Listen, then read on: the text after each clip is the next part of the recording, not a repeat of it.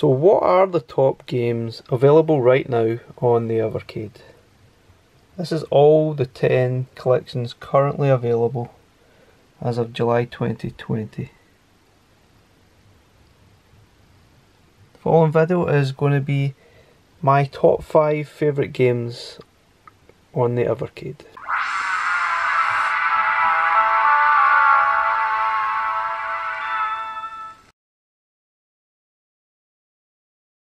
Hi guys, welcome to Crazy Burger. Today I'm going to be looking at the top 5 games available on the Evercade right now. These are my personal picks, so your top 5 and favourite games will most likely differ. Some may be the same. There are so many good games available currently. It's all down to personal taste. So here we go. So at number 5 guys, I've chosen Way of the Exploding Fist on Pico Interactive Collection 1.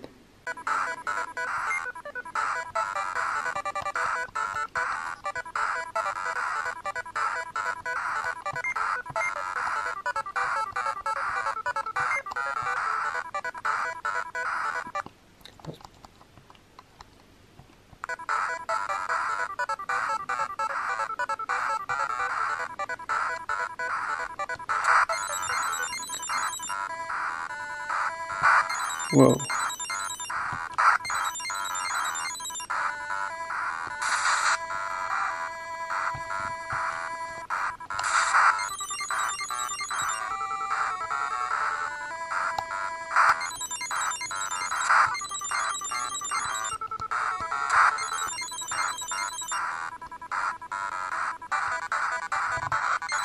Whoa.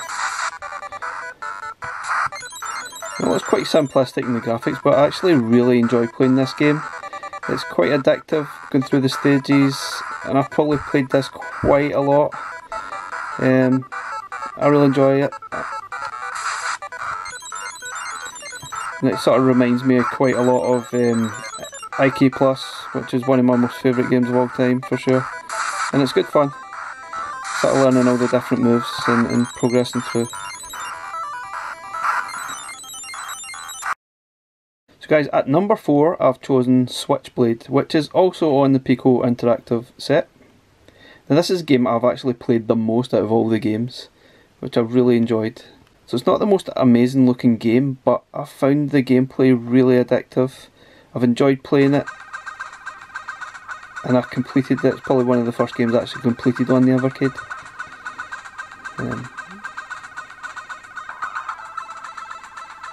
It's one of those games I was always wanting when I had a Commodore 64, never had a chance to, but it's been great to pick this up years later.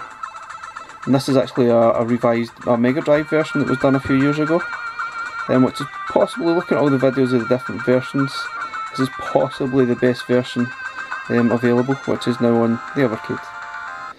And it's, as I say, the graphics aren't the greatest, and it takes a little bit of getting used to how the actual controls work.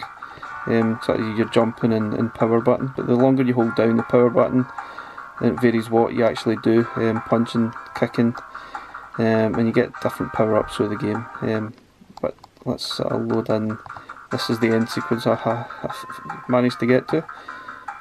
I say it is one of my favourite games on here. I've really enjoyed exploring.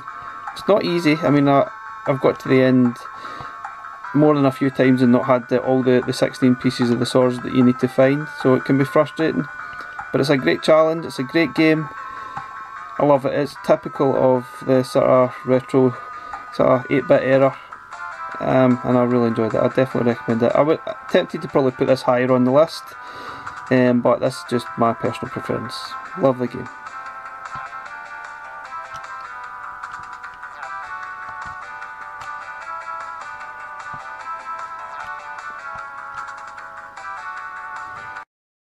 So at number 3 on the list is Earthworm Gem, which is on the Interplay collection.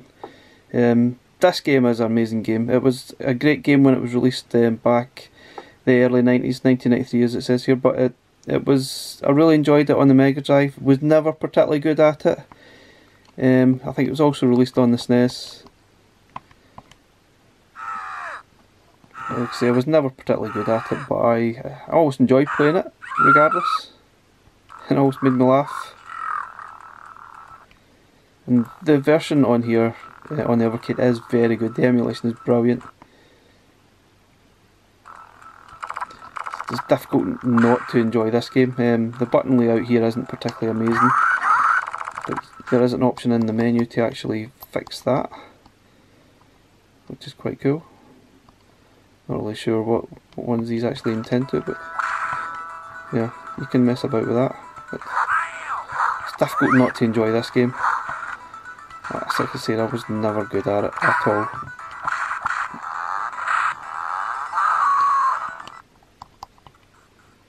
This is sort of the second level, which I amazingly managed to get to. I mean, graphically this is really good for it, especially now, and even for its time it was impressive. And it's so much fun to play. The second one is really good as well. I mean, I have to say the second one's good, but still a good game and very worthy of being in anybody's top 5 lists. Now, next. So at number 2 on the list is Fighter's History. I've really enjoyed playing this game. This is on the Data East collection. Let's have a look. So this is obviously like a Street Fighter clone, but I think it's one of the better ones. It's addictive, it's fun, and I found myself keep playing it, and yeah, I really enjoyed it.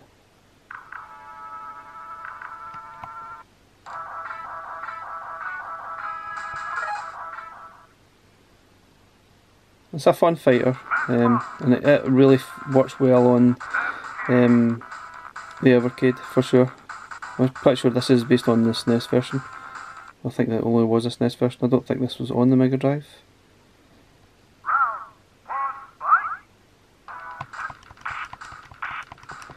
But it's such a fun fighter. You can see it's obviously very heavily inspired by Street Fighter. Such a fun game though. I wouldn't say I was particularly good at it, but I still enjoy playing it.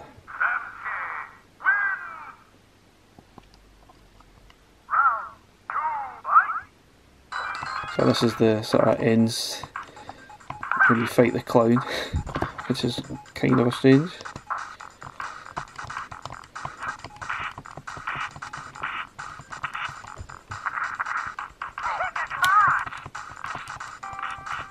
I think this is a really good version of it for sure.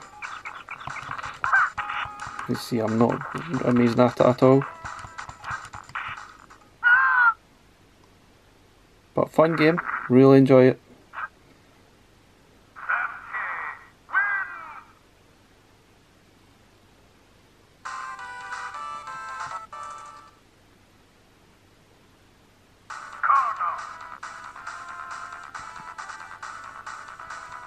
Garnoff. Oh, I think this is probably the last bad guy to fight. I don't particularly remember him being that tough to beat.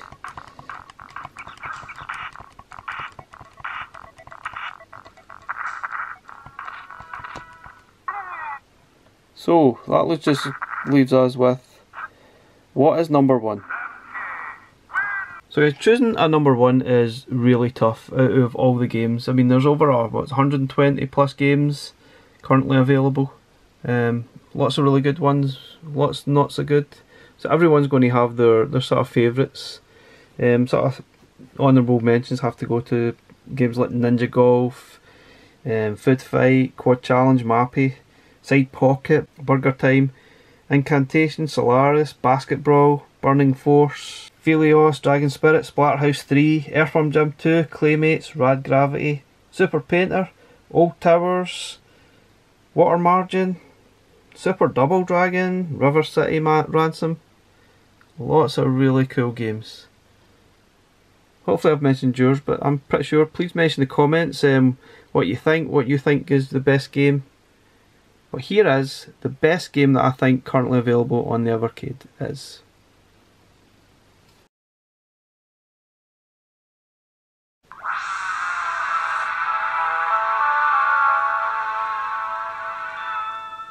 So the best game has to be for me is Tanzer on the Mega Cat Studios collection.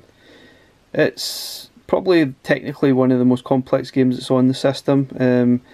It was actually released only last year, or 2018 it says here, and it was on the Mega Drive.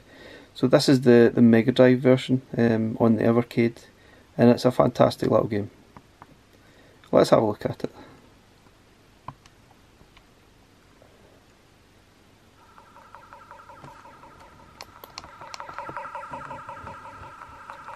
It's like inspired by Strider, games like that. It was a sort of hack and slash type of strolling beat 'em up type of game.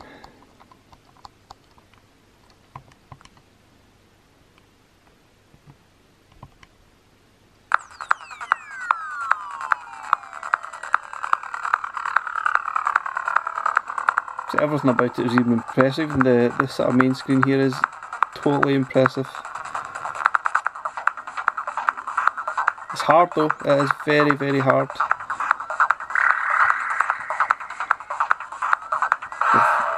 It's very addictive to play though. It's pretty simple to start with. You've really just got your jump button. You can do double jumps as well. And so this is the start level. So you basically have this jump button, and then you've got the button to fire. It's pretty simple stuff, but it's so well done. It's fun. It's great fun to play. I love it. For me, there's nothing on the machine at the moment that beats this for fun and impressive and addictive states. There's supposed to be 40 levels of this, so it'd take a lot of patience to actually complete.